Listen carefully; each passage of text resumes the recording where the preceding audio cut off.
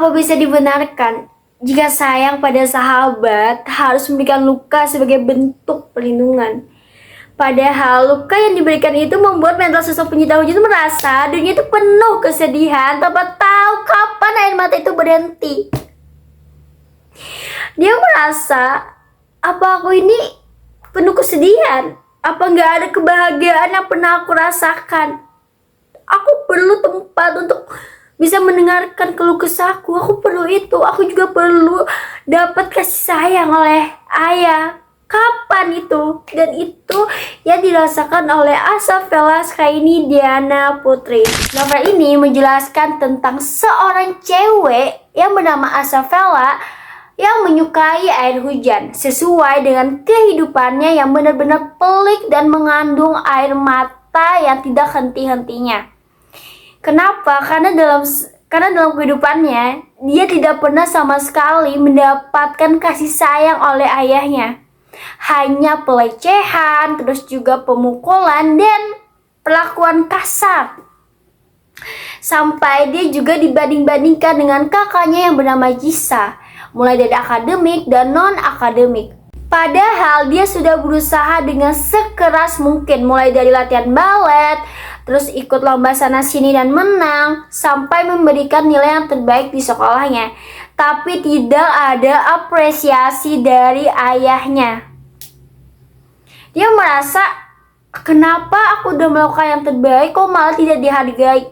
Dan itu tidak membuat si Asafela menyerah. Sampai rumah kedua yang merupakan pacarnya yang bernama Brian Claudius berselingkuh dengan kakaknya sendiri yaitu Jisa.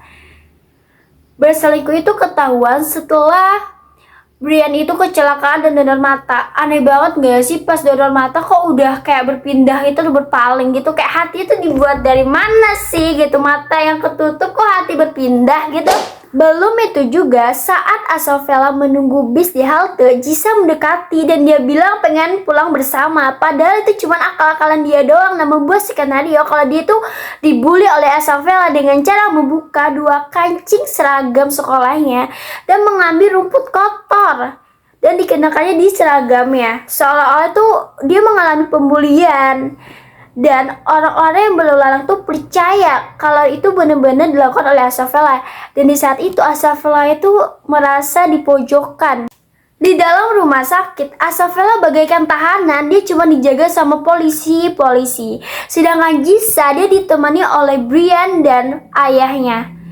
Dan ayahnya juga sempat berpikir untuk memasukkan Asafela ke dalam polisi, cuman dipinta oleh Jisa, jangan kan itu kan dia adik aku. Kayak nggak perlu, kayak bullshit banget gak sih, bermuka dua banget si Jisa itu ya guys. Soalnya emang ternyata pas aku baca bab awal sampai bab akhir semuanya itu sama-sama sakit.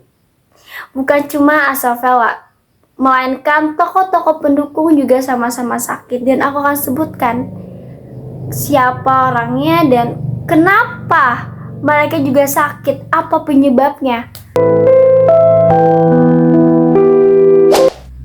Pertama adalah 5 laki-laki yang menyukai Asafela. Asafela tidak sama sekali melarang mereka untuk memeluknya, termasuk mantannya. Seharusnya kalau mantan sama orang-orang yang menyukainya itu tidak perlu loh diizinkan gitu. Sama saja membuat mereka itu berharap, padahal hatimu itu tidak mau menerima orang baru lagi gitu.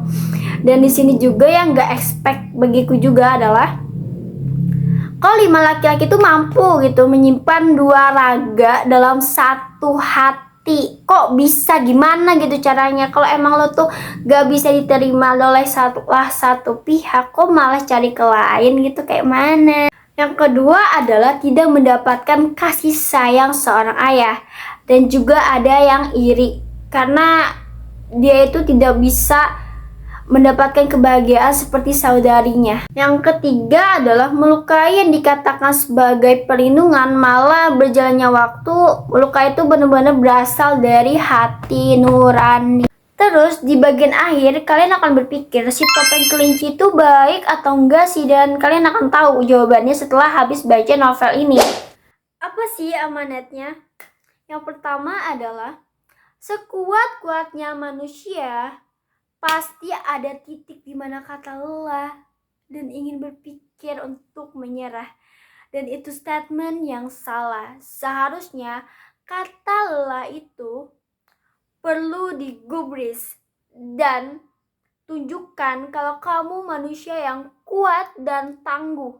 Yang kedua adalah ketika kita belum kelar dengan masa lalu, jangan memasukkan orang baru. Itu sama saja membuat orang baru ingin merebutnya. Sayangnya perjuangannya itu sia-sia. Yang ketiga adalah melukai yang awalnya bukan berasal dari hati nurani.